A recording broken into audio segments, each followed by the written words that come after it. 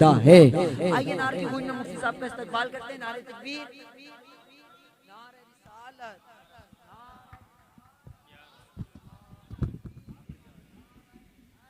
या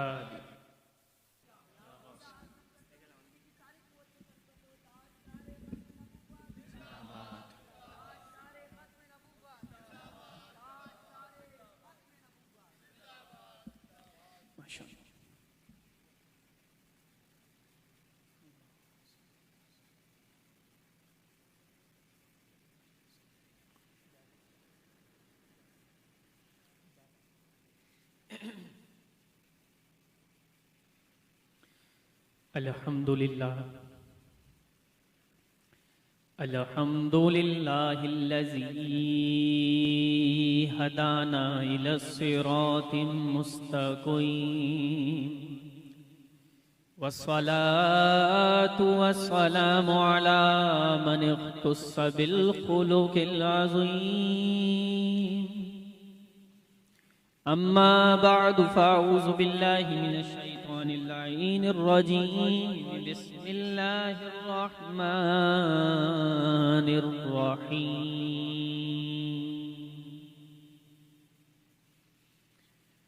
व मिन आयातिही अन खलक़ लकुम मिन अनफुसिकुम खलक़ लकुम मिन अनफुसिकुम अज़वाजन लितस्कुनू इला आखिरिही क़द सदक़्ता या रब्बल आलमीन इन्नल्लाह व मलाइकतहु युसल्लूना अलन नबी या अय्युहल्लज़ीना आमनू सल्लू अलैहि व सल्लिमू तस्लीमा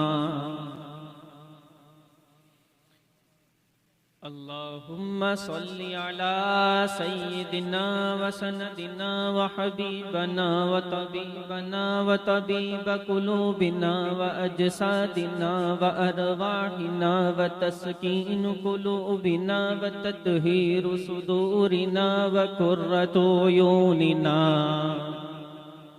व तुदरीकु बुयूतिना आलाना व औलाना व मौलाना मुहम्मद वाला आलिही व सहबिही व अज़वाजिही व औलियाए उम्मतिही व उलमाए मिल्लतिही इला आखिरिल आया। अल्लाह रब्बुल इज़्ज़त का बेपाया फजल है कि उस करीम रब ने अपने करोड़ों बंदों में से हम चंद एक को चुनकर अपने जिक्र की तौफीक बख्शी। वक्त यही हो, जिंदगी भी यही हो, दुनिया भी यही है और आलम भी यही है। और इसी वक्त में और इसी उम्र में, इसी दुनिया में और इसी इलाके में लोग इस वक्त क्या क्या क्या कर रहे होंगे ये हम खुद अच्छे से जानते हैं। लेकिन ये मेरी और आपकी खुश नसीबी है कि अल्लाह ने उम्रें उनकी भी वही है जो हमारी हों, वक्त उनका भी वही है जो उनका है और हमारा है, सांसें भी एक हैं, लम्हात भी वही हैं, आलम और दुनिया भी वही है, इलाका भी वही है। फिर क्या बात है कि अल्लाह ने हमें ये खुश नसीबी बख्श दी है। तो जब खुश नसीबी बख्शी है तो कमाल ये है कि बंदा इसे खुश नसीबी समझे भी तो ना, समझे भी तो सही। अल्लाह ने अपने जिक्र की तौफीक बख्शी हो और फिर बंदा बैठ के ये तसव्वुर दिल में जमाए कि यार अब तूने अपने पाकीज़ा जिक्र की महफिल में ला के बिठाया, मैं तो खताकार बंदा, तेरे जिक्र के काबिल नहीं, ये पाकीज़ा जिक्र, और कहां मेरे लब और कहां मेरे कान, लेकिन ये तेरा करम है मेरे मालिक, तूने मुझे बुलावा दे दिया है। तो जब दे दिया है तो फिर करेंगे। फिर मैं इसको यूं कहता हूं कि अपने जाहिरी वजूद और बातिनी विजदान के साथ, अपने ख्याल और अपने अफकार के साथ, ऐसा तो ना हो कि फिजिकली तो यहां बैठे हैं लेकिन जहन में अभी भी कोई हिसाब किताब चल रहा है। दिल में अभी भी ये ख्यालात चल रहे हैं, यार जाना है तो फिर चैटिंग भी करनी है, तो फिर सोशल मीडिया भी देखना है, तो फिर यूट्यूब भी और फेसबुक भी और व्हाट्सएप भी। कई लोग मेरे मुंतजिर हैं सोशल मीडिया पे, और मैं यहाँ वक्त लगा के बैठा हूँ कब महफिल खत्म हो, एंड हो।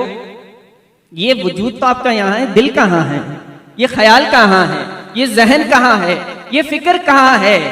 बैठे हो जितनी देर बैठे, जाहिरी बातनी वजूद के साथ बैठे। जब जाहिरी बातनी वजूद के साथ आप बैठ जाएंगे ना, फिर आपको महफिल की असल बरकतें मिलेंगी। फिर जब महफिल की असल बरकतें मिलेंगी, जब महफिल से उठ के जाएंगे, तो फिर जिंदगियां तब्दील होना शुरू हो जाएंगी। क्यों? क्योंकि जाहिरी और बातिनी वजूद के साथ बैठे हैं। तो फिर जब कुरान और हदीस का बयान सुन रहे थे, तो एक एक लफ्ज को दिल के दरवाजे खोल के अपने अंदर जगह दी थी। जब जगह दी थी तो फिर दिल में बिठा लिया था, और जिसे दिल में बिठा लिया जाए उसे जिंदगी में समा लिया जाता। मैं ये इंतजाम पे गौर कर रहा था, और मैं अपनी कुछ पर्सनल फीलिंग्स आपसे शेयर करता हूँ। खिताब जरूर है, लेकिन मैं इसे दोस्ताना माहौल समझूंगा। समझ सकते हैं? बोले सुभान अल्लाह। क्योंकि जब बयान इस अंदाज से हो कि आपको लगे कोई आपसे बात कर रहा है, तो फिर वक्त का नहीं पता लगता है। तो मैं अर्ज कर रहा था, मेरी पर्सनल फीलिंग्स कुछ यूं है कि मैं कहीं बयान करने अगर जाता हूँ, या कोई मुझे बयान के लिए बुलाता है, तो तकाजा ये होता है कि बयान करने वाला मेहमान होता है। भाई मेहमान है हम, हमारा बयान आपने रखा, हमें मदू किया है, हमें बुलाया है, आप इज्जत क्यों दे रहे हैं? क्योंकि हम आपके मेहमान हैं। दीन ने मेहमान को इज्जत देना सिखाया। अब एक तो ये कहते कि आपको बयान के लिए बुलाया जाए और आप मेहमान हैं, लेकिन ये वो वाहिद महफिल जहां मैं बयान करने आया हूं, लेकिन मैं खुद को मेजबान समझता हूं। बोले सुभान। ये इतने प्यारे चेहरे, इतनी मोहब्बतें इनकी, अहले मोहब्बत इतना दूर से लाहौर से यहाँ तशरीफ लाए, और इन्होंने यहाँ पे भी रंग जमा दी है। तो जब बंदे के दिल में, कैफियत में, जहन में, वजूद में जिक्र सरकार बसा हो, तो फिर वो ऐसे मौकों भी कहता है कि अगर महफिल सजानी है तो सरकार के जिक्र की महफिल सजानी। अभी थोड़ी देर पहले आप देख रहे थे क्या रंग जमा हुआ था, क्या पुरकैफ समा था। वो यूं ही तो ना था।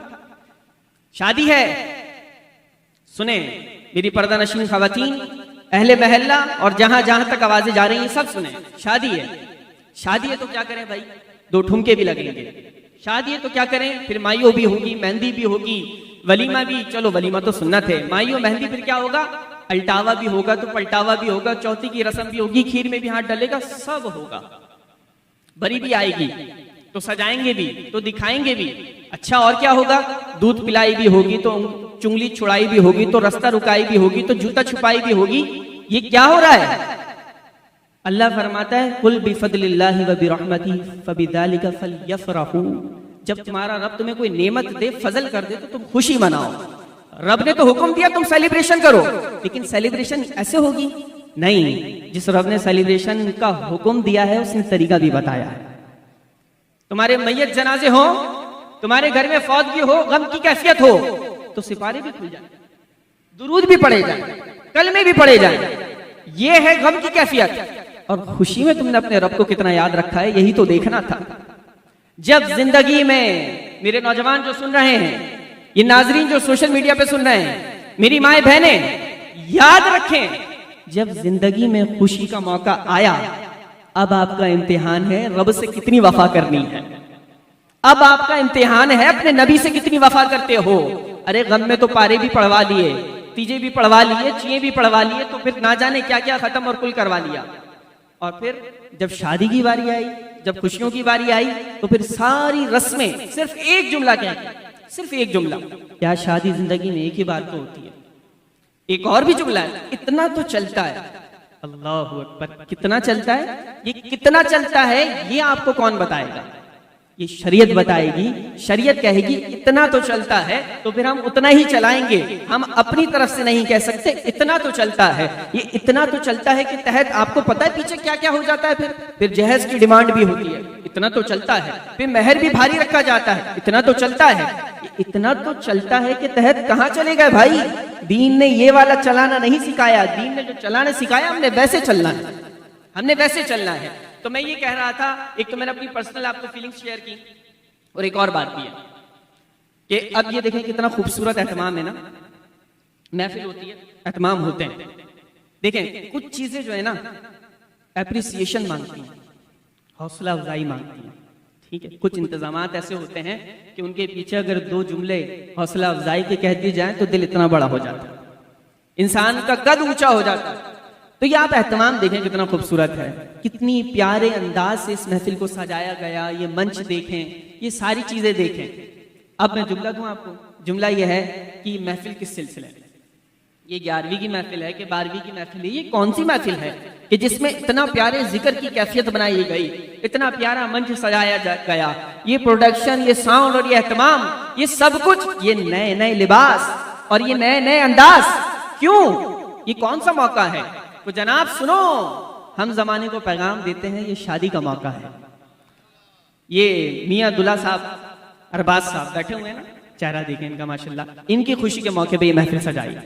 ये इनके लिए मैं कहता हूं बहुत बड़ी सादत है कि अल्लाह ने इतनी बड़ी नेमत इनको अता कर दी कि जिनकी जिंदगी का नया आगाज हो रहा हो और उसकी इब्तिदा में कुरान और हदीस का नूर रख दिया जाए तो जिंदगी कितनी बरकत वाली है। ये तो था बयान का इब्तिदाइया, ये था बयान का इब्तिदाइया। बातें आपको समझ में आ रही हैं? जरा बोलें सुभान अल्लाह। वैसे तो सर्दी आपको नहीं लग रही, इंतजाम भरपूर हुआ है, लेकिन मैं बरकत के लिए बोलूंगा आगे आगे हो जाए, थोड़ा आगे आगे हो जाए। दुरूद शरीफ पढ़ लीजिए, अल्लाहुम्मा सल्ली अला सय्यिदिना व मौलाना मुहम्मदिन मादिनिल जुदी वल करम व आलिहि व बारिक व सल्लिम सलातन व सलामन अलैका या सय्यिदी या रसूल।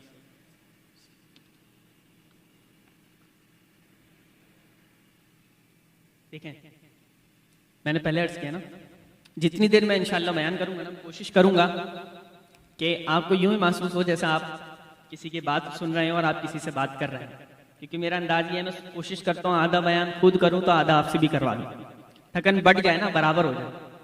तो आप जब आपको पता है कि जुमला आपने मुकम्मल करना है तो फिर आपने टेंशन होकर बैठना है। मैं तो बयान भूल जाऊंगा, मैं कहूंगा कहाँ था, आप वाले भाई बताएंगे कहाँ था, कभी इनसे पूछ लूंगा, तो फिर आपने टेंशन होकर बैठना है। ठीक है, तो बात यही है कि बरकतों के लिए बैठे हैं ना, तो इंशाअल्लाह कुछ आप सीख के उठेंगे, कुछ नहीं बहुत कुछ सीख के उठेंगे। कुरान और हदीस के अनमोल मोती। सरनामे कलाम में मैंने जो आयत मुक़द्दसा तिलावत की है ना, उसकी तरफ आने से पहले आपको एक इश्क की बात बता दूं, बोले सुभान अल्लाह। क्योंकि जब आशिकों के अंदाज से महफिल सजाई जाए तो फिर इब्तिदा भी आशिकाना होनी चाहिए। हजरत साद रज़ियल्लाहु ताला अन्हु की किस्मत का सितारा चमका और हजरत साद रज़ियल्लाहु ताला अन्हु के दौलत कदे पे, गरीब खाने पे, उनके घर पे, उनके मकान पे हुजूर अलैहिस्सलाम तशरीफ ले आए। इतनी कोई लुत्फ अंदोज बात है ना ये, मैं अपनी कैफियत क्या बताऊं आपको, मैं तो पढ़ के झूम रहा था कि आशिकों के अंदाज कैसे होते हैं। हजरत साद रज़ियल्लाहु ताला अन्हु के घर पर हुजूर अलैहिस्सलाम बज़ाते खुद बनफ्से नफीस खुद चल के तशरीफ लाए। हजरत साद अंदर, हजरत साद रज़ियल्लाहु ताला अन्हु के बेटे भी साथ खड़े हुए। घर का दरवाजा लॉक है, हुजूर अलैहिस्सलाम ने, क्या किस्मत होगी, हुजूर अलैहिस्सलाम ने उनके दरवाजे पे दस्तक दी। एक एक लफ्ज को महसूस करेंगे तो आपको इसका लुत्फ आएगा। नबी अलैहिस्सलाम हजरत साद रज़ियल्लाहु ताला अन्हु के दरवाजे पे दस्तक दे रहे हैं, नॉक कर रहे हैं। दस्तक देने के बाद हुजूर अलैहिस्सलाम ने फरमाया, अस्सलामु अलैकुम या अहलल बैत, ए घर वालों तुम पे सलामती हो। हजरत साद दरवाजे के पीछे खड़े, सुन लिया, हजरत साद ने सुन लिया। अब बेटे भी खड़े हुए, बेटे देख रहे कि अब्बा जान तो सुन रहे और आहिस्ता से कह रहे हैं वालेकुम सलाम।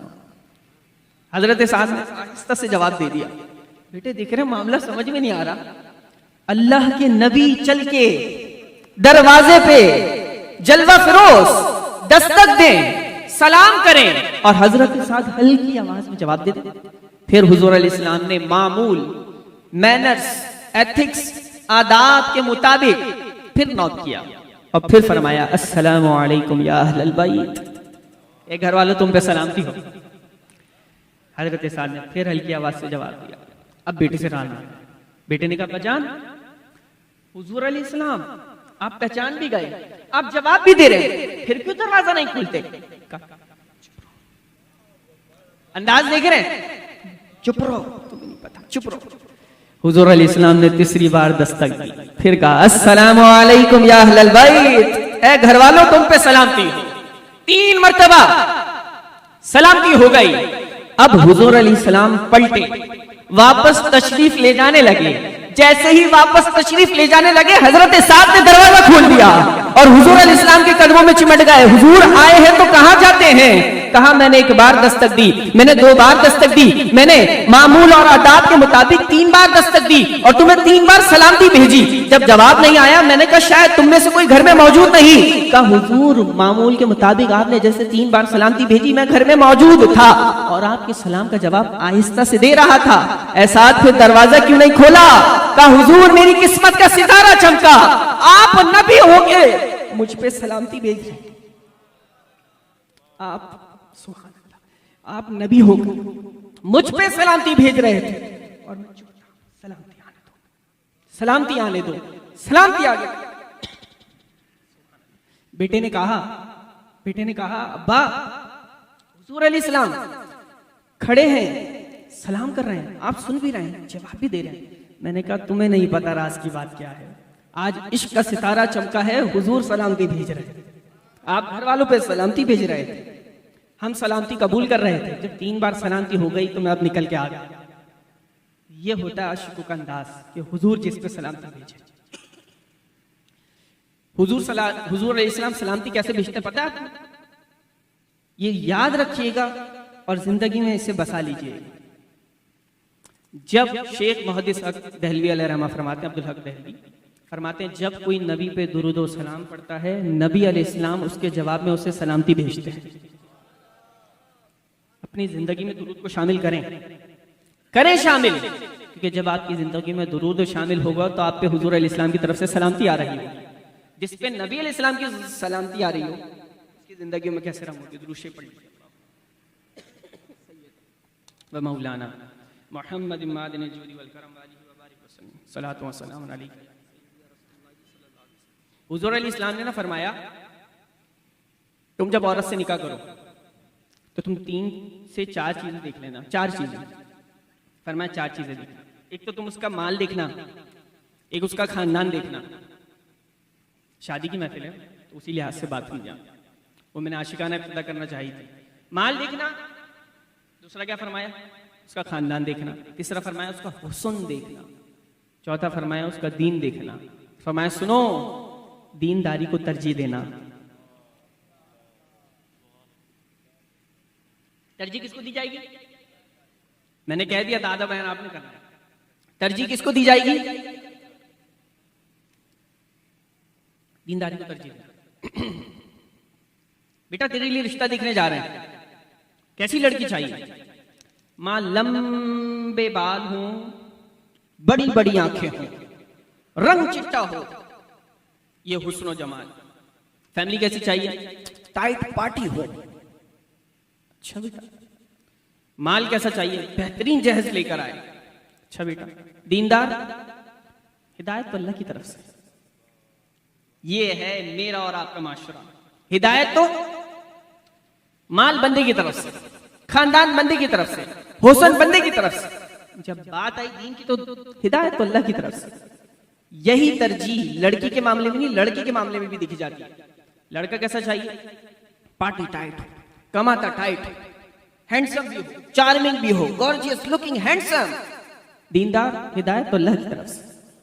ये है हमारे माशरे का मायार। मैं क्या कहूं, आप समझे मेरी बात। काश कि मैं लाऊं वो अल्फाज जो इस माशरे के दर्द की अक्कासी कर सके कि हम किस रविश पे चल रहे हैं। हुजूर ने फरमाया सबसे पहले क्या देखना? दीनदारी देखना। दीनदारी को तरजीह देना। अगर दीनदारी है तो सारी चीजों पे कॉम्प्रोमाइज हो सकता है, दीनदारी पे कॉम्प्रोमाइज नहीं हो सकता।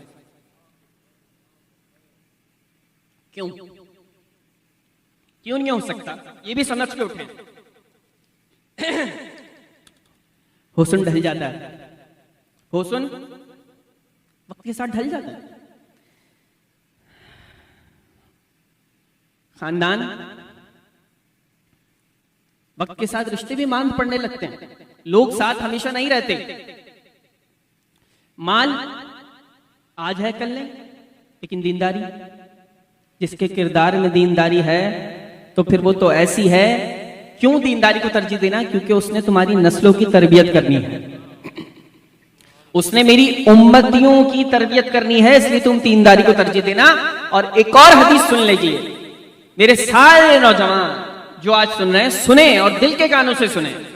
आज दोस्तों में डिस्कशन होती है, यार मैंने लड़की फंसा ली है, बहुत पार्टी है, फैमिली बैकग्राउंड मजबूत है, शादी करनी है। किस वजह से शादी कर रहे हो? माल की वजह से।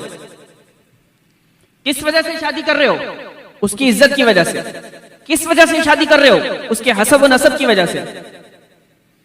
कभी डिस्कशन में यह भी तो आए कि यार मैं वहां रिश्ता भेज रहा हूं कि जहां की पाकीज़गी मैंने सुनी है और जहां नेक सीरत एक लड़की रहती है।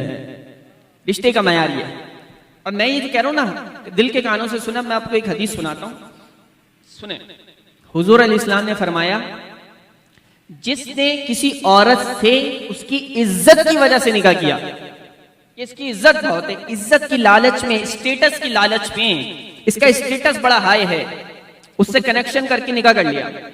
जिसने औरत से उसकी इज्जत की वजह से निकाह किया, अल्लाह ताला इस बंदे की जिल्लत में इजाफा करेगा। मयार क्या होना चाहिए? और सुने, हुजूर अलैहिस्सलाम ने फरमाया, जिसने उस औरत के माल की वजह से, पार्टी टाइट है, सुनो, जिस औरत के माल की वजह से उसके शौहर ने उससे निकाह किया है, लड़के ने, अल्लाह ताला इसमें मोहताजी के दरवाजे खोल देगा, तंगदस्त हो जाएगा। और सुने, हुजूर अलैहिस्सलाम ने फरमाया कि जिसने उसके खानदान के बड़े होने की वजह से निकाह किया, फैमिली बैकग्राउंड बहुत बड़ा है, बड़ा स्टेटस है माशरे में, अल्लाह ताला उसकी कमीनेपन में इजाफा करेगा। अब सुने मेरा और आपका मयार क्या होना चाहिए।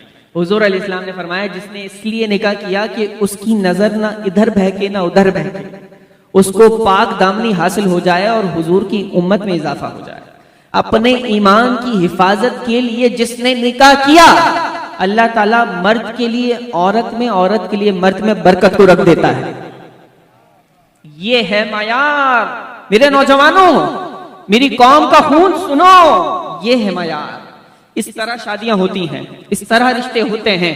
हजरत उमर फारूक रज़ियल्लाहु ताला अन्हु गश्त कर रहे हैं, गश्त करते करते करते एक बंदा साथ है, रात का आखिरी पहर है, अचानक एक झोपड़ी से टेक लगा ली। एक झोपड़ी से टेक लगाई, तो जब टेक लगा ली ना, तो झोपड़ी, रात का पहर, कच्ची आवाज, झोपड़ी के अंदर कोई बात होने लगी और हजरत उमर फारूक उसे सुनने लगे। टेक लगाई, माँ ने बच्ची को हिलाया और बच्ची को हिला के माँ ने कहा, बेटा उठो और दूध में पानी मिला दो। बेटा उठो और दूध में। माँ को बेटी ने जवाब दिया, माँ जी, अमीरुल मोमिनीन हजरत उमर फारूक ने तो मना कर रखा, दूध में पानी नहीं मिलाना है। ये बात किसके दरमियान हो रही है? माँ और बेटी। और सुन कौन रहा है? हजरत उमर फारूक। वो दीवार से टेक लगाए ना, हजरत उमर फारूक थके हारे दीवार से टेक लगाए, सुन रहे हैं और वो बात कर रही। माँ को उसने आंसर किया, माँ उमर फारूक ने तो मना किया है। तो माँ ने कहा, बेटा उमर फारूक इस वक्त कौन सा जाग रहे हैं, कौन सा हमें देख रहे हैं, तुम दूध में पानी मिला। जब माँ ने कहा ना, तो बेटे ने कहा, अम्मी जान उमर फारूक नहीं देख रहे तो क्या हुआ, अल्लाह तो देख रहा। क्या जानदार जुमला है ना ये। अल्लाह तो, हजरत उमर फारूक नहीं देख रहे तो क्या हुआ, अल्लाह तो देख रहा है ना। जब ये जुमला सुना, हजरत उमर फारूक ने फरमाया, जो बंदा साथ था ना, घर पे निशान लगाओ, इस घर पे। सुबह बच्चों को जमा किया, बेटा तुम में से शादी कौन करना चाहता है? कहा अब्बा हम शादीशुदा हैं। एक बेटे ने कहा मैं कवार हूं, मुझे शादी करनी है। हजरत उमर फारूक खलीफा वक्त अमीरुल मोमिनीन ने उस लड़की को अपने घर की बहू बना लिया, रिश्ता भेजा। यह है रिश्ते का मयार और पैमाना, कि जो लड़की तन्हाइयों में भी कहे कि मेरा अल्लाह मुझे देख रहा है, उससे शादी करनी चाहिए। बना लिया ना बहू, तो फिर क्या मिला? अल्लाह ने इनाम क्या दिया? सुभान अल्लाह, बोले सुभान अल्लाह। उनकी नस्ल में हजरत उमर बिन अब्दुल अजीज रहमतुल्लाहि ताला अलैह जैसे अल्लाह के वली पैदा हुए। जब रिश्तों की बुनियाद इस तरह रखी जाती है तो फिर अल्लाह बरकतें देता है। हमारे यहाँ रिश्तों की बुनियाद थोड़ा हट कर है ना, सुबह कुरान खानी, दोपहर में नात खानी, रात में डिस्को का नाच। पहले बरकतें लाओ फिर बरकतें भगाओ, ये हमारा फॉर्मूला है। ये कौन सा फॉर्मूला है भाई? वो माइयों के दिन दोपहर में जो है ना, वो कुरान खानी है, सब आ जाना, ठीक है भाई कुरान खानी होगा, ये माइयों का दिन है ना, कुरान खानी चल रही है। अच्छा जी रात में क्या है यार, वो जरा फंक्शन है, बाहर से किसी को बुलवाया और मंगवाया, थोड़ा थोड़ा चलता है, बच्चों का शौक है, कर लेते हैं, इतना तो चलता है। अल्लाह अकबर, अभी मैंने बताया ना इतना तो चलता है।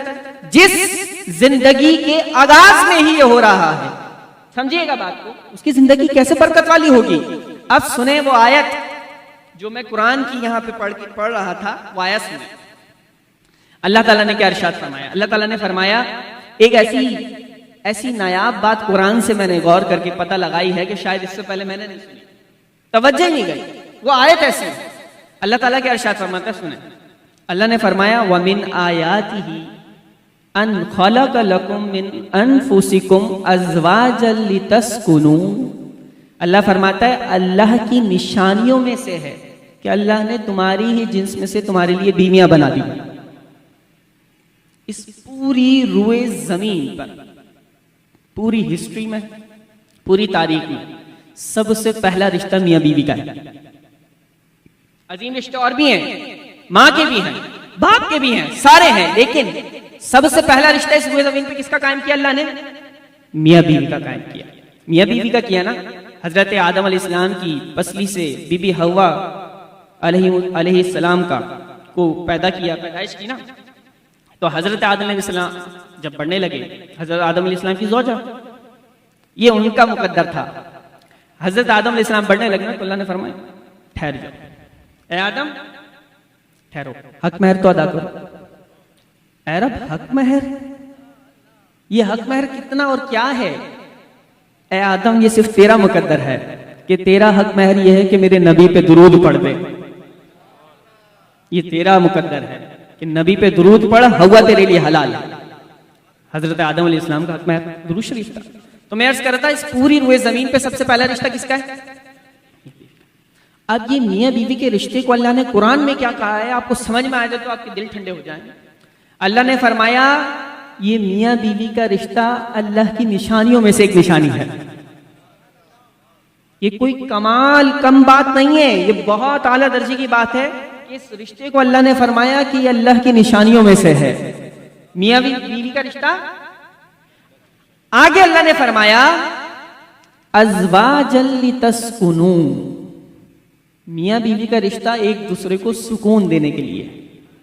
किस लिए? अब मैं आपसे एक सवाल करने लगा हूं, अगर आपके दिमाग हाजिर हो। शादियां होती हैं, हो गई, शादी के महीने कुछ गुजरे, कुछ थोड़ा वर्ल्ड को एक्सप्लोर भी तो करना है, थोड़ा टूर पे गए, थोड़ा ठीक है आउटिंग हुई, खाने शाने घूमना फिरना सब कुछ हो गया। फिर कुछ अरसे बाद अब आप रिपोर्टिंग करें तो पता लगेगा हालात बिल्कुल भी अच्छे नहीं है, जिंदगी। शादी के दूसरे दिन दोस्त बैठ के बोलेगा, यार बस जिंदगी तो शादी के बाद। शादी के 6 महीने बाद बैठ के बोलेगा, यार जिंदगी में कभी शादी मत करना। ये क्यों हुआ भाई? ये क्या हुआ? राय क्यों बदल गई? स्टेटमेंट क्यों बदल गया? शादी के दूसरे तीसरे दिन पहले हफ्ते में हर किसी को दर्द से शादी कर लो, और 6 महीने बाद यार जिंदगी में शादी मत करना। कब क्या हुआ? आपकी जिंदगी में सुकून क्यों नहीं है? जबकि कुरान कह रहा है, अज़वाजल लितस्कुनू, ये रिश्ता तो है ही सुकून वाला। आप नुक्ता समझें, बात यह है कि आपने कुरान में अल्लाह ने जो अज़वाजल लितस्कुनू फरमाया ना, जिस रब ने फरमाया तुमने इस रिश्ते को उस रब के बनाए हुए तरीके से जोड़ा होगा तो तुम्हारी जिंदगी में बरकतें होंगी ना। अब अगर गौर तो करें ना, अब अगर इस जिंदगी के रिश्ते को जोड़ा सिर्फ इतना कि काजी सभाएं निकाह पढ़ा के चले जाएं, फिर अपना ढोल तमाशा और सारी चीजें रंगीनियां पूरी की, फिर कहां से जिंदगी में बरकत आए? फिर कहां से आपकी जिंदगी में सुकून आए? फिर कैसे अज़वाजल लितस्कुनू का आप मिज़दाक बन जाएं? तो फिर कुरान की आयत के आप बरकतें कैसे पाएंगे कि आपकी जिंदगी में ये सुकून आए कि आप जब 2 दिन बाद बैठ के बोलें कि यार शादी करनी चाहिए, 6 साल बाद भी शादी के हो जाए, 60 साल भी हो जाए, तो आप कहें शादी करनी चाहिए। और ये कब होगा? जब आप कुरान के बताए हुए तरीके पे चलेंगे, दीन के बताए हुए तरीके पे चलेंगे, अपने जहन को, माइंडसेट को दुरुस्त रखेंगे कि निकाह क्यों करना है, किससे करना है और किस वजह से करना है। जब इस तरह से चलेंगे तो फिर अल्लाह ताला जिंदगी में बरकत अता फरमाएगा। और एक और बात याद रखें, बहुत ही उसूली हदीस पाक दे रहा हूं मैं आपको। हुजूर अलैहिस्सलाम ने फरमाया, खैरुल उमूरी औसतुहा, मामलात में सबसे बेहतरीन राह दरमियानी राह है। याद हो जाएगी? खैरुल उमूरी औसतुहा, मामलात में सबसे बेहतरीन राह दरमियानी राह। शादी शादी में भी वक्त, वेरी एक्सपेंसिव गिफ्ट जा रहे हैं, बहुत ही आला आलीशान दावतें रखी जा रही है, भाई से मेरी शादी होनी है, रिश्ता लग गया, चलो निकाह भी हो गया है, चल रहा है, अरे मामलात चल रहे हैं, रुखसत ही नहीं हुई अभी, ओ सियाती उरूज पर है, दिल में ठाटे मारता समंदर है, जो चाहे हाथ लगे इस पर लुटा दूं। अच्छा वही बीवी जब शादी की बात आ गई तो ना कोई आउटिंग है, ना खाने पे जाना है, ना कोई गिफ्ट है, ना कोई तोहफा है, ना कोई गजरे हैं, ना कोई जरूरत है, फिर वो कहती कुछ जरूरत के पैसे चाहिए, तो फिर वो भी भारी लग रहा है, फिर औरत का शैम्पू भी महंगा लग रहा है, फिर उसकी जरूरत की चीजें भी महंगी लग रही हैं। क्यों?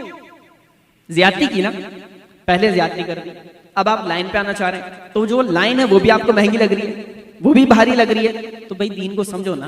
हुजूर अलैहि सलाम ने फरमाया खैरुल उमूरी औसतुहा, दरमियानी राह सबसे बेहतरीन राह। इसलिए कॉल है कि खुशी में कभी भी कोई वादा मत करना, खुशी में कभी भी पूरा नहीं कर सकते। एक्साइटमेंट जब होती है ना बंदे को, कहता मांगो जो मांगना है, वादा कर लेता है, बाद में कहता यार ये तो बड़ा भारी वादा कर लिया, कैसे पूरा करूंगा। तो एक्साइटमेंट में वादा क्यों किया? वादा नहीं करना। और गुस्से में कभी कोई फैसला मत करना, क्योंकि गुस्से में जब बंदा होता है, पारा बड़ा हाई होता है, वो फैसला कर लेता है, बाद में सर पकड़ता है यार ये तो फैसला करना ही नहीं। जिंदगी के तौर तरीके सीखे ना, गुस्से में फैसला नहीं करना है, खुशी में वादा नहीं करना है, और फिर एक्साइटमेंट में जब आप वादे नहीं करेंगे और बहुत कुछ लुटाएंगे नहीं, आप दरमियानी राह चलेंगे। खैरुल उमूरी औसतुहा, बेहतरीन राह दरमियानी राह। बेहतरीन राह कौन सी राह है? दरमियानी राह। एक और बात, पहले तो मैं अब जैसे ये बातें अर्ज कर चुका हूं, हुजूर अलैहि सलाम ने फरमाया सबसे बरकत वाला निकाह पता कौन सा? बहुत ही कमाल बात मैं देने लगा हूं, मैं फिर कहूंगा, जिनकी शादियां नहीं हुई वो हदीस यहाँ बिठा लें, यहाँ बिठा लें, अपने दिल में बसा लें। हुजूर अलैहि सलाम ने फरमाया जमाना, यार जमाने को क्या है, मैं कहता हूँ बातें करने वाले बातें करते हैं और करके चले जाते हैं। बातें करने वाले क्या करेंगे? शादी में आएंगे, खाएंगे, नमक थोड़ा तेज था, मिर्च थोड़ी कम थी, इंतजाम में थोड़ी कमी थी, ये कह के चले गए। ओ अल्लाह अकबर, बंदे ने बीसियां डाल के, तोड़ के, जोड़ के, जिंदगी की जमा पूंजी लगा के शादी की, तुम्हारे लिए एहतमाम किया, और बंदा आया, खाया, एक लिफाफा पकड़ाया, 10 बुराइयां की और बाकी 100 जाके घर पे बैठ के की, पसंद उन्हें फिर भी नहीं आया तुम्हारा कुछ, तो लोगों की परवाह कर रहे हो? लोगों की परवाह नहीं करनी, दीन के मुताबिक चलना है। हुजूर अलैहि सलाम ने फरमाया बरकत वाला निकाह कौन सा है? फरमाया जिसमें दोनों फरीकैन पे, दोनों पार्टीज पे, मियां बीवी वाले व ससुराल वाले, ये मैके वाले, दोनों फरीकैन पे बोझ कम हो, वो बरकत वाला निकाह। बोले सुभान अल्लाह। कौन सा निकाह बरकत वाला? फरीकैन पे, ज़ौजैन पे, दोनों फैमिलीज पे कम बोझ, वो बरकत वाला है। मुहद्दिसीन ने लिखा है कम बोझ का मतलब क्या है?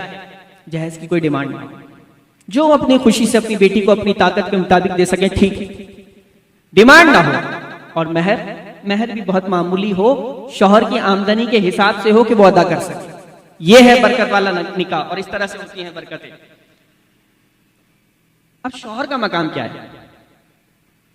कुछ बातें ऐसी हैं जब शौहर की बयान की जाए तो फिर बीवियां कहती हैं हमारा तो हिस्सा नहीं, ये मुफ्ती साहब ने क्या किया, बस शौहरों का बयान करके चले गए। और जब बीवी की कर दी जाए तो फिर शौहर कहता है यार मेरा रह गया, मेरी बारी कब आएगी, मेरे हुकूक कब बयान होंगे। तो लिहाजा जब बयान किया जाता है ना, तो याद रखें आलिम किसी पार्टी की तरफ से बैठ कर बयान नहीं कर रहा होता, ठीक है, वो दीन का दावेदार है, वो रिप्रेजेंट कर रहा है दीन को, ना कि किसी फैमिली को। तो लिहाजा जो बात दीन की नजरों से गुजरेगी इंशाअल्लाह आपकी गोशगुजार कर दूंगा। हुजूर अलैहि सलाम ने फरमाया अगर किसी को सजदा करना जायज होता, शौहर के मकाम के लिए मैं समझता हूं ये सबसे बड़ी मुबारक और कमाल की हदीस है। हुजूर अलैहि सलाम ने फरमाया अगर किसी को सजदा करना जायज होता तो मैं बीवी को हुक्म देता कि वो शौहर को सजदा करे, लेकिन मेरी उम्मत में सजदा जायज नहीं, लेकिन अगर होता तो लेवल जिसका बनता था वो शौहर था कि बीवियां उसको सजदा करें, क्योंकि शौहर के एहसानात बहुत, शौहर का मकाम बहुत, जो शेल्टर है ना, वो जो पूरी जिंदगी आपको देता है शेल्टर, एक इज्जत, एक तहफ्फुज, एक मयार, एक पैमाना, एक मान जो देता है, उसका मकाम ही कुछ और है। अच्छा फिर बीवियों के लिए क्या है? बीवियों के लिए फिर कुरान सुने, अल्लाह ताला ने फरमाया व आशिरुहुन्ना बिल मारूफ, बीवियों के साथ अच्छा सलूक किया करो, बीवियों के साथ अच्छा सलूक, अच्छा बिहेवियर किया करो। देखिए शैतान, एक बहुत मशहूर हदीस है पाक है, शैतान अपना तख्त बिछाता है, अपने शयातीन को बुलाता है, और मैं चाहूंगा आप सब तवज्जो करें, ये हदीस क्या बता रही है, सुनिएगा। शैतान ने तख्त बिछा लिया, सबको बुला लिया, अपने शयातीन को, अपने टोले को बुलाया। हाँ भाई तुमने क्या किया? मैंने झूठ बुलवाया। तुमने क्या किया? मैंने चोरी करवा दी, बदकारी करवा दी, बड़ा फला फला मुख्तलिफ बुराइयां। शैतान कहते ठीक है बस सही है, किया, तुमने कोई बड़ा काम नहीं किया। शैतान यूं अप्रिशिएट नहीं करता, बस सही है।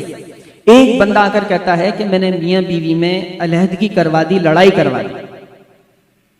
शैतान उठता है, उसको सीने से चिमटाता और कहता है काम तो तूने किया। ये मुस्लिम शरीफ की रिवायत है। शैतान का पसंदीदा अमल मियां बीवी में फूट डलवाना, लड़ाई करवाना, अलहदगी करवाना। अच्छा ये मसला क्या है? आप क्या समझते हैं ये शयातीन जो है ये सिर्फ शैतान की सूरत में होते होंगे? शयातीन ये वो जो महल्ले की फुप्पो कुटनी होती है ना, वो जो राउंड लगाती है घर पे, ए बहन कोई खुशखबरी नहीं है, बड़ी वीरानी है घर में। समझ रहे हैं आप? ये वीरानी जो है ये खुशखबरी नहीं है, ये फेरा लगा है महल्ले की पुप्पो कुटनी आंटी का, ये फेरा लग गया। आ जाए बिलाल, माशाल्लाह, खुश आमदीद।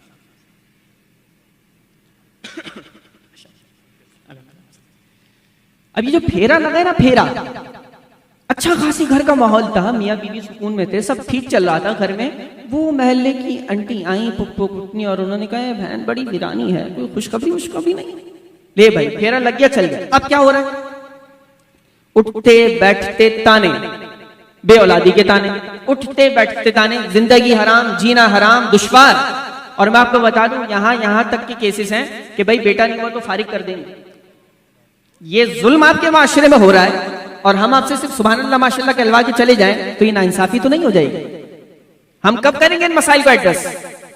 आज के नौजवान को, हमारी खवातीन को क्यों नहीं पता कि हमारा दीन क्या कहता है? क्यों बेटे के गिरबान को नहीं पकड़ा? इतनी हिम्मत कैसे हुई है ताना देने की कि बेटा नहीं हुआ तो मैं ये कर दूंगा? आज ताने देके बेटियों को घर पे बिठा देते हैं, बेटा नहीं हुआ तो फिर देखो मैं करता क्या हूं।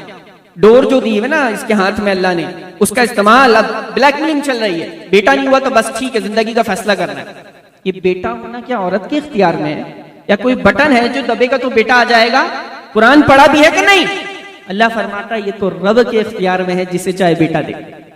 बोले सुभान अल्लाह। ये रब के इख्तियार में जिसे चाहे बेटी दे, ये रब के इख्तियार में जिसे चाहे बेटा बेटी दोनों दे, और ये रब के इख्तियार में जिसे चाहे कुछ भी ना दे। ये तो मेरे रब का इख्तियार है, तुम किन झंझटों में पड़ गए? अब सुने, हजरत हमारे लिए आइडियल कौन? आवाजें तो आ रही हैं लेकिन जरा बुलंद आवाज से बोले। हमारे लिए आइडियल है हुजूर अलैहिस्सलाम, उस्वा हसना। हुजूर अलैहिस्सलाम की अज़वाजी जिंदगी कैसी है? हुजूर अलैहिस्सलाम तशरीफ लाए सफर से, मेरी और आपकी मां उम्मुल मुमिनीन सैयदा आयशा पाक से रज़ियल्लाहु ताला अन्हा पानी मांगा। आपने पहले पानी नोश फरमाया, पानी पहले पिया, मेरी माँ ने पानी पिया आपकी माँ ने, और फिर हुजूर को दे दिया। हुजूर अलैहिस्सलाम ने पूछा आयशा ये बताओ तुमने पानी किस तरफ से पिया था? ए शौहरों, ए घर में मुंह फुला के बैठने वालों और मुस्कुराहटें अपने दोस्तों में बांटने वालों, जरा सुनो तो सही तुम्हारे नबी की तालीम क्या है। तुम कहो कि मैं अपना रोब जमाना चाहूं तो बीवी पे मुस्कुराहटों को रोक लूं और अपना मुंह फुला के सारा रोब घर पे दिखाना चाहूं, और हुजूर अलैहिस्सलाम की सीरत तुम्हें क्या बता रही है कि बीवी का दिल कैसे जीता जाता है और उससे नरमी से कैसे रहा जाता है। आयशा बताओ तो सही तुमने पानी किस तरफ से पिया था? सईदा पाक ने बताया और हुजूर अलैहिस्सलाम ने वहीं से पानी पिया। ए आयशा सुनो, जब तुम मुझसे नाराज होती हो मुझे तब भी पता लग जाता है, जब तुम मुझसे राजी होती हो मुझे तब भी पता लग जाता है। यार क्या अंदाज है ना। हुजूर अलैहिस्सलाम ने फरमाया आयशा मुझे पता लग जाता है जब तुम मुझसे नाराज होती हो, जब राजी होती हो। हुजूर आपको कैसे पता लगता है? कहा जब तुम मुझसे राजी होती हो तुम कहती हो मोहम्मद के रब की कसम, और जब नाराज होती हो तुम कहती हो इब्राहिम के रब की कसम। जब राजी है खुश है तो वसीला अपने नबी को बना रही, और जब नाराज है तो वसीला नबी को तो बना रही है लेकिन अपने नबी को नहीं, दूसरे नबी का। मुझे पता लग जाता है, बात को समझिएगा। हुजूर अलैहिस्सलाम ने फरमाया, ए आयशा, अंदाज तुम्हारा ये है, जब तुम मुझसे खुश हो, तुम कसम खाओ तो तुम कहो मोहम्मद के रब की कसम, और जब तुम मुझसे नाराज हो तुम कहो इब्राहिम के रब की कसम। अब इसके जवाब में हुजूर अलैहिस्सलाम ने बात और मामले को बिल्कुल खोल दिया, और बात भी सही थी, लेकिन इसके जवाब में जो मेरी और आपकी माँ ने जुमला इरशाद फरमाया ना, सैयदा पाक ने फरमाया, हुजूर लस्तु उहाजिरु इल्ला स्मक, हुजूर मैं आपका नाम ही छोड़ती हूँ, दिल में तो आपके ही बसेरे हैं। हुजूर आपका नाम ही छोड़ती हूँ, सिर्फ नाम छोड़ती हूँ, दिल में तो आप ही बसते हैं। ये है आइडियल जिंदगी, ये है मियां बीवी का रिश्ता, इस तरह से जिंदगियां गुजारी जाती हैं। हुजूर अलैहिस्सलाम ने फरमाया, आयशा सुनो, इन्नहु ला युहव्विनु अलैयल मौत अन उरीतु की ज़ौजती फिल जन्ना। ए आयशा, जब से मुझे पता लगा है तुम मेरी बीवी हो जन्नत में, मेरे लिए तो मरना ही आसान हो गया। जुमले का वजन तो देखें क्या फरमा रहे मेरे नबी, क्या अंदाज है, क्या कमाल अंदाज है कि एक बीवी को शौहर यूं कहे तो उसका दिल कितना जीत लेगा, उसका मान कितना बड़ा कर देगा, उसका कद कितना ऊंचा कर देगा। ए आयशा, जब से पता लगा है तुम मेरी बीवी जन्नत में हो, उस पे तो मौत ही अल्लाह ने आसान कर दी। इन्नहु ला युहव्विनु अलैयल मौत अन उरीतु की ज़ौजती फिल जन्नह। ये है मेरा और आपका दीन, और ये है अंदाज। मैं अपनी बात को इख्तिताम की तरफ लाते हुए बस यही कहना चाहूंगा कि जो मैंने बातें अर्ज की है ना, इस तरह अपनी जिंदगियों को आपने गुजारना है। जमाने को फेस करना पड़ेगा, नाराजगियों को फेस करना पड़ेगा। मैं आपको एक शादी का मामला बताऊं, शादी हुई, बिल्कुल मामलात शादी के मराहिल इख्तिताम को पहुंच रहे थे, माजरत के साथ एक अम्मा जी कहती हैं, ये शादी का घर है कि जनाजे का घर है? अब बड़ों की बात तो रखी जाती है ना, क्या करें।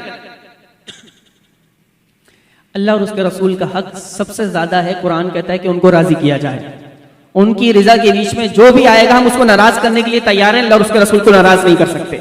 अब वो अम्मा जी कह रही है, ये शादी का घर है कि जनाजे का घर है? अम्मा जी क्यों? कोई नाचा ही नहीं, दूल्हा दुल्हन भी नहीं नाचे। अच्छा, तो अब क्या होगा? अब थोड़ा माहौल बनेगा, अब थोड़ा डांस होगा, अब थोड़ा मंच पे ठुमके लगेंगे, अब बनेगा माहौल। ये बन गया माहौल, ये शादी हो गई, सारी बरकतों को भगा दिया। आप जब कदम उठाएंगे अपने घर के लिए, अपनी जात के लिए या अपनी फैमिली के लिए, इस तरह के फेस आपको करना पड़ेगा। लोग कहेंगे भाई ये क्या, ये तो मजा ही नहीं आया, ये तो रौनक ही नहीं हुई, ये तो कोई मजा ही नहीं था, ये कोई शादी है, ये क्या है? अरे कहते हो कहते रहो, मुझे अपनी बरकतें भगानी नहीं है, मुझे अपनी बरकतें लानी है। निकाह बरकतों वालों के लिए ना, निकाह बरकतें करनी है निकाह में पैदा। एक मशहूर जमाना वाकया है, मैं सिर्फ चंद जुमलों में एड्रेस कर देता हूँ। वो घर पे आया था ना बंदा, मैं इसलिए कह रहा हूँ ना कि मैं शौहर की बात कर दी ना, वो सजदे वाली, तो खवातीन कहेंगे भाई हमारी बातें रह ना जाए, कर दी वैसे भी और भी, लेकिन एक और बात। वो शौहर आया ना, उसने खाना मांगा, बीवी ने खाना दे दिया, उसने खाना खाया, पहला लुकमा खाया, नमक इंतहाई तेज। अब मुंह में लुकमा, काम का हारा थका मांदा, गुस्सा आए, गुस्से का इजहार कर दिया। एक थॉट, एक सोच उसके जहन में आ गई और उसने लुकमा निगला और खामोशी से पूरा खाना खा गया। विसाल हुआ, किसी ने देखा, मा फ़अलल्लाहु बिका, तुम्हारे साथ अल्लाह ने क्या मामला किया?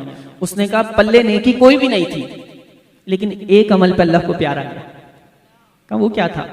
कहा मैं खाना खाने बैठा ना, काम से थका हुआ आया, बीवी ने खाना दिया, नमक तेज, इतने जुमले जहन में आए कि तेरा ध्यान कहाँ था, तू कहाँ थी, तूने बनाया क्या है, बहुत कुछ। फिर गुस्से का इजहार नहीं किया, मैंने सिर्फ इस ख्याल के साथ जब्त कर लिया कि यार मैं तो रब का बंदा हूं, मेरा रब मेरे हर गुनाह पे मुझे फौरन नहीं पकड़ता, ये तो रब की बंदी है, अगर इससे खता हो गई तो क्या होगा। मैंने रब की बंदी से दरगुजर की नियत से दरगुजर कर दिया। अल्लाह ने फरमाया तूने बंदा होकर मेरी बंदगी से बंदी से दरगुजर किया ना, मैं तो फिर तेरा रब हूं, जा इस अदा पे तुझे बख्शता, इस अदा पे बख्शता हूं। तो रब जिस अदा पे चाहे बख्शते, इस नियत से हम क्यों नहीं एक दूसरे से दरगुजर कर लेते, अपनी जिंदगियों को सुकून और अमन का गहवारा क्यों नहीं बना लेते। बीवी की वफा का कब पता लगता है? कब पता लगता है? बीवी की वफा का पता लगता है शौहर की गुर्बत में। समझिएगा बात, शौहर की वफा का कब पता लगता है? शौहर की वफा का पता लगता है बीवी की बीमारी में। बीवी बीमार हो गई तो काम की नहीं है, चाय कैसे पेश करेगी, खाना कैसे पेश करेगी, कपड़े कैसे धोएगी, ये बीवी काम की नहीं रही। अब ये बीवी बोझ तो नहीं लगने लगी। अगर बीवी बोझ लगने लगी है तो मियां तुम्हारी तो वक्त आया था वफा साबित करने का, अब क्या हुआ, ये वक्त है वफा साबित करने का। और बीवी वो ब्रांड दिलाने वाला शौहर अब खाली जेब है, कहाँ गई चाहत? वो अच्छे खाना खिलाने वाला शौहर अब खाली जेब है, अब सिर्फ उसकी हस्ती है, उसकी शख्सियत है, उसका वजूद तुम्हारे सामने खड़ा है। कहाँ है तुम्हारी मोहब्बत?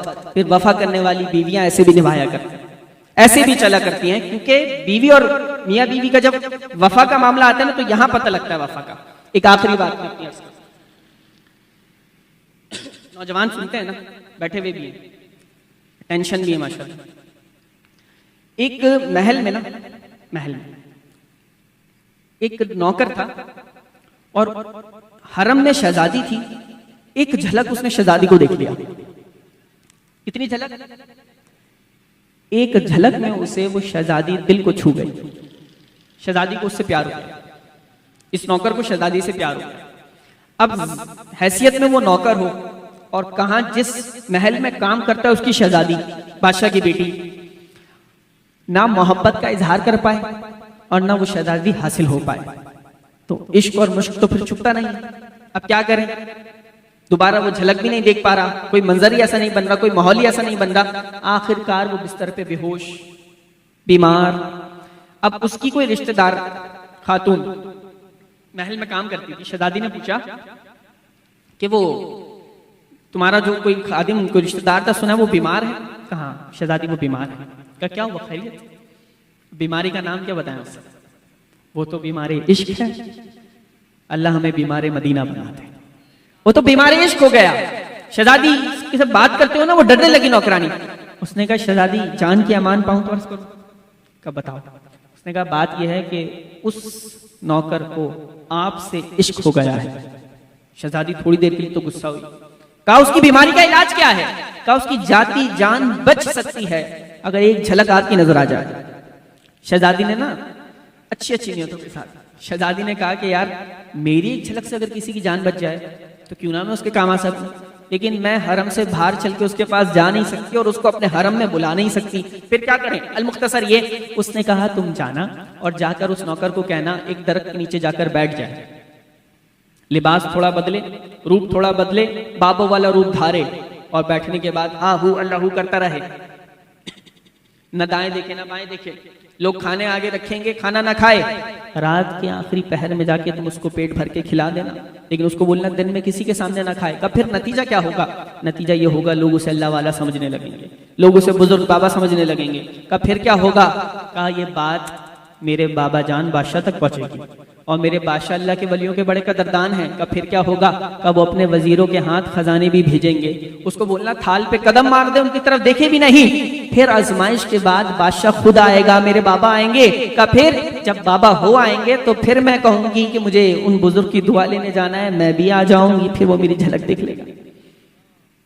अब ये इतना लंबा प्रोसेस, नुस्खा अजीमा जो बताया, आपकी अकल के यार ये कौन पूरा करे? अब आज की अगर मिसाल दूं तो आपको फौरन समझ में आए। जो नौजवान रात को 2 बजे से 6 बजे तक व्हाट्सएप पे चिपका हुआ हो, इश्क का दीवाना मारा हारा और फेसबुक पे कांटे डाल के बैठा हुआ हो दोस्तियों के लिए, ये तो आज की मिसाल है ना। तो उसके लिए, दीवाने के लिए, मजनू के लिए कौन सी बड़ी बात थी? उसने रूप धारा, सब कुछ छोड़ा, दरख्त के नीचे बैठा। अच्छा हम लोग भी बड़े कमाल होते हैं ना, हम कहते हैं यार वो बाबा जी 24 घंटे हो जाते हैं वो सोते नहीं। अब ये कहने वाले से 24 घंटे उसके साथ रहता है, तुझे पता है 24 घंटे उसके साथ रहता है। हम सिर्फ थोड़ी देर देखता है, उसी में जजमेंट कर लेते हैं। अब उसने सिखा दिया था खाना कब खाना है? रात के वक्त में, सबके सामने नहीं खाना। अब लोग कहने लगे हो इतने पहुंचे हुए बुजुर्ग तो खाना भी नहीं खाते, ये तो खाना भी नहीं खाते। नजराने देने लगे, चंदे देने लगे, वो किसी को छुए नहीं, किसी को देखे नहीं, आंखें खोले नहीं। लोग नवाजने लगे, मुतासिर इंस्पायर होने लगे। अब करें क्या? खबर पहुंची बादशाह तक। बादशाह कोई बड़ा ही अल्लाह वाला हमारे दर पर आ गया है, हमारे इलाके में आ गया है, दरख्त के नीचे बैठा है, नजर उठा के देखता नहीं, कदमों को उसके पैसे पड़े हो, नजराना वो छूता नहीं, खाना वो खाता नहीं। बादशाह ने कहा इतना बड़ा अल्लाह का वली हमारे इलाके में। लेकिन बादशाह ने कहा मैं आजमाऊंगा। वजीरों जाओ, थाल पे कीमती मोती सजा कर ले जाओ और थोड़ा सा कपड़ा हटा देना ताकि उसकी नजर पड़े तो लालच जाहिर हो जाए। वजीर आ गए। कहा बादशाह की तरफ से तोहफा कबूल फरमाए। अब उसे प्लानिंग तो याद थी ना, प्लानिंग क्या थी? उसने हल्की सी आंख खोली, धड़ करके जो है ना थाल पे पैर मारा, कहा ले जाओ यहां से, नहीं चाहिए मुझे। ओ वजीरों की तो दिमाग पे लगी यार बात, क्या अंदाज है। ओह बड़ा पहुंचा हुआ ये बंदा, ये बुजुर्ग पहुंचे बादशाह के पास। बादशाह बड़ा पहुंचा हुआ है, चले बादशाह ने कहा मेरी बारी, मैं सलामी पेश करूंगा। बादशाह गया, बादशाह ने जाके ना अदब तरीका है बुजुर्गों के, अल्लाह कामिल वलियों के दरबार में हाजिरी देने का। बादशाह ने ना कदम बोसी की, पैरों को चूम लिया। वो हैरान, बादशाह के दरबार में नौकरी करने वाला रूप धार के बैठा है, तो बादशाह क्या कर रहा है? पांव चूम रहा है। जब पांव चूमे उसने, अब जब बादशाह गया महल, कहा बाजी कहां से आ रहे हैं? शहजादी पूछ रही है। वो एक अल्लाह वाले पहुंचे हैं, बड़े बड़े ही पहुंचे, ना खाते ना पीते ना देखते, ना हीरे मोती जवाहरात कबूल करते। बादशाह भी आ जाए तो उसकी ताजीम में भी खड़े नहीं होते हैं, ऐसे पहुंचे हुए। हाँ अब बाजी मैं भी जाऊं बरकत के लिए? हाँ बेटी जरूर जाओ। अब वो मरहला आया जो नुस्खा अजीमा जिसके लिए किया था सारा मामला, वो मामला आया ना। अब वो शहजादी आती, शहजादी आके सामने बैठी और उस अपने चेहरे से हिजाब को हटा दिया, ये निगाहें झुका के बैठा हुआ है। वो समझी शायद इसको पता नहीं लगा कि मैं सामने आ गया। कहा देखो मेरी तरफ देखो, जिसके लिए तुम इतने ड्रामे करके बैठे हो, मेरे नुस्खे पे अमल किया है, अब वो वक्त आया है मेरी तरफ देखो। वो नहीं देख रहा। कहा शायद तुम्हें पता नहीं मैं कौन हूं, मैं शहजादी हूं, मैं आ गई हूं, देखो। उसने कहा शहजादी बात यह है कि अगर तुम कल तक आ जाती बात और थी, अब बात कुछ और है। अब क्या बात है? कहा जिस रूप को धार के मैं बैठा हूं ना, और जिस वक्त और जिस मोमेंट पे, जिस लम्हे पे कल बादशाह ने मेरे कदमों को चूमा है ना, उस वक्त अल्लाह ने मेरे दिल को बदल दिया। कहा कैसे? ऐसा भी दिल में क्या आया? कहा रब ने मेरे दिल में डाला, ए नादान बंदे, ए नौजवान, तूने नकल में इस रूप को अपनाया तो मैंने बादशाह को तेरे कदम चुमवा दिए। तू अगर असल में मेरा हो जाएगा तो मैं तुझे क्या क्या नहीं नवाज दूंगा। कहा मैंने ये बात दिल में आई थी, मैंने अपनी जिंदगी का फैसला रब की दहलीज पे कर लिया, अब मैं तेरी जैसी की तरफ नजर नहीं कर सकता, तू चली जा अपने काम को, अपनी राह ले। और उसने रब की मार्फत और मोहब्बत का सफर तय करना शुरू किया। जो नकल में अपनाए ना, रब उसको इतना नवाजता है, जो असल में अपना ले तो फिर रब उसे कितना नवाजेगा। अब ये सारी जिंदगी के फैसले आपके ऊपर डिपेंड करता है, हम अपनी जिंदगियां कैसे गुजारते हैं। मैंने एक मैसेज देना था और यकीनन आप सब इस मैसेज से एग्री करेंगे। ये मोबाइल है ना, डिवाइस, इस मोबाइल ने हमें करीब किया या दूर किया। मैं एक चीज पे गौर कर रहा था तो मुझे एक नतीजा समझ में आया, महसूस किया मैंने, और यकीनन आप लोग ने भी किया होगा, बुजुर्ग लोग ज्यादा महसूस करते हैं। सवाल ये है, इस मोबाइल ने हमें करीब किया या दूर किया? ये उमर भाई बैठे हैं, वो दानियाल भाई बैठे हैं, ये गुलाम मोहिउद्दीन भाई बैठे हैं, ये लाहौर के हैं ना, ये तो लाहौर के हैं, लेकिन इनसे बात हो जाती है हमारी, ये तो हमारे करीब है इस मोबाइल के जरिए। तो फिर आप तो ये कहें ना कि इस मोबाइल ने हमें, सोशल मीडिया ने हमें करीब किया है। लेकिन एक अफसोस की बात भी है ना, जो दूर बैठे हैं इस मोबाइल ने हमें उससे करीब कर दिया। राब्ते हो जाते हैं, लम्हों में बातें हो जाती हैं, दुनिया के दूसरे कोने पे बैठे हैं, लेकिन जो आपके पास बैठे हैं उनका क्या है? यहां वालिदैन बैठे हों और बच्चा मोबाइल निकाले और वो कोसों मील दूर जो बैठे हैं दोस्त, उनसे गपशप चल रही है, पबजी चल रहा है, गेम चल रहा है, माँ बाप बैठे हैं, माँ बाप बैठे हैं, दो बोल हम भी इससे बोले, दो दुखड़े हम भी सुना लें, बड़े बहन भाई बैठे हुए, छोटे बहन भाई बैठे हुए, यार कोई बात हम भी कर सके। जब आपने सामने वाले के सामने मोबाइल निकाल के यूज करना शुरू कर दिया, आपने उसको मैसेज दे दिया कि आपकी वैल्यू उतनी नहीं है जितनी इसकी वैल्यू है। ये याद रखें, आपने जब मोबाइल साइड पे रख के दूसरे से बात की है ना, तो इसका मतलब उसकी अहमियत ज्यादा है। तो याद रखें, हमने क्या किया, हमने दूर के फासलों को मिटाया है इस मोबाइल के जरिए, लेकिन जो अपने पास वाले थे उनमें दूरियां पैदा कर दी। जो पास वाले उनसे कोई गुफ्तगू सुनी भी नहीं है, वो बैठक ही नहीं है बहन भाइयों की, वो आपस में दो बड़े बैठे तो उनकी कुछ नसीहत को लेना, कुछ अल्फाज को सुन लेना। अब कहते हैं दो बड़े अपनी बात कर रहे हैं तो बस अपना लग जाओ। तो याद रखें, इस रविश को बदलें। इन्होंने जो फासले सोशल मीडिया ने सारी चीजें पैदा की है ना, पास वालों की कदर करें, जिंदगी में पास वालों की कदर करें। और जो पूरी चीजें मैंने तमाम चीजें अर्ज की हैं, अलम जिहाद बुलंद करें, और अलम जिहाद बुलंद होगा अपनी जात से। जब मेरी शादी होगी, अलम जिहाद बुलंद होगा अपने घर वालों की शादी से, बस वहां से अलम जिहाद बुलंद हो जाएगा कि ये नहीं होगा तो नहीं होगा, इस पे कॉम्प्रोमाइज नहीं है। बस दीन की तालीमात पे हम कॉम्प्रोमाइज नहीं कर सकते। अल्लाह के कायनात हम सबका सुनना, सुनाना, बैठना, बिठाना, सजाना, खिलाना, सब कुछ अपनी बारगाह में कबूल फरमाए। वाखिर दावाना अल्हम्दुलिल्लाह।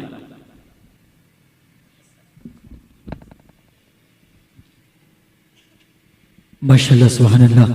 बहुत ही खूबसूरत अंदाज से मेरे आपके इल्म में इजाफा फरमा रहे थे। आलिम नबील फजल जलील हजरत अल्लामा मौलाना मुफ्ती मोहम्मद शेख साद सलीम साहब अल्लाह रब्बुल इज्जत हजरत के इल्म में उम्र में मजीद बरकत अता फरमाए।